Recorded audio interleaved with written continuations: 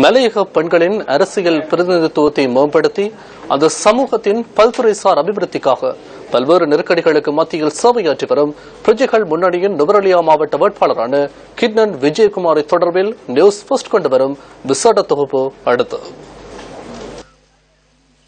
Lindula வால்ட்ரீம் group தோட்டத்தில் பிறந்த கிட்னன் விஜயகுமாரி தலவாக்கலை தமிழ் மகா வித்தியாலயத்தில் கல்வியை முடித்துவிட்டு தமது லட்சிய கனவான மக்கள் சேவையில் இளம் வயதிலிருந்தே ஈடுபாட்டுடன் செயற்பட்டுள்ளார்.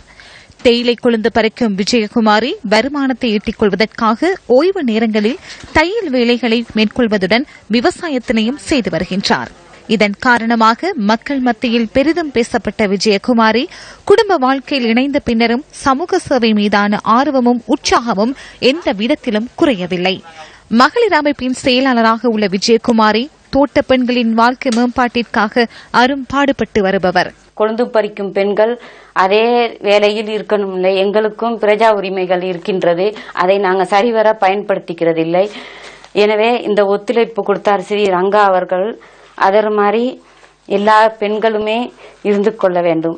படித்த யுவதிகள் இளைஞர்கள் வேலை வாய்ப்பு இல்லாமல் இருக்கிறார்கள். அதெல்லாம் படித்துட்டு ஒரு வசதி இல்லாத ஒரு சுதந்திரம் இல்லாமல் இருக்கிறார்கள். எனவே இதன் சார்பாக நாங்கள் போனால் எல்லா பிரச்சனைகளையும் தீர்த்து மலையக பெண்களாக இருந்தால் எல்லாமே எங்களுக்கு ஒத்துழைப்பு கொடுத்தீங்கன்னு சொன்னால் நாங்கள் எல்லா பிரச்சனைகளையும் தீர்த்து கொடுப்போம். சோறு பார்சலுக்காகவும் சாராயத்துக்காகவும் அப்படி போடுறார்கள்.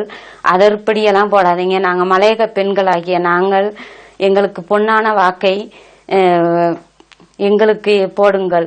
மலையக மக்களின் எழுச்சிக்காகவும் அந்த சமூகத்தின் மேம்பாட்டிற்காகவும் எஞ்சிய வாழ்நாளையும் தியாகம் செய்ய வேண்டும் என்ற நோக்கில் 3 பிள்ளைகளின் தாயான விஜயகுமாரி நுவரெலியா மாவட்டத்தின் பிரஜைகள் முன்னணி சார்பில் 2015 ஆண்டு பொதுத் தேர்தலில் தற்போது களமிறங்கியுள்ளார்.